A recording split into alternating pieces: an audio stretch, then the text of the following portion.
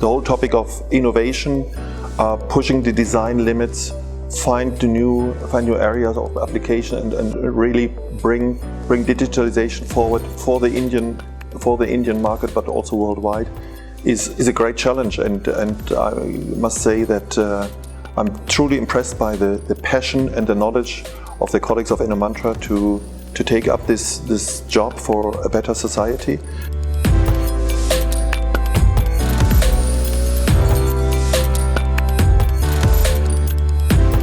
We went through different functional design, block diagrams. Also, we went through the different tools used for innovation.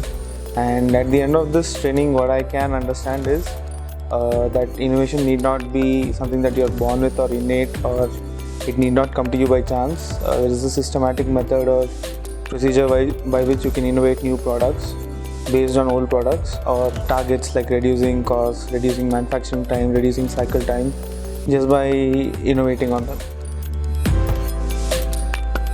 When we think about innovation, we think about Innomantra.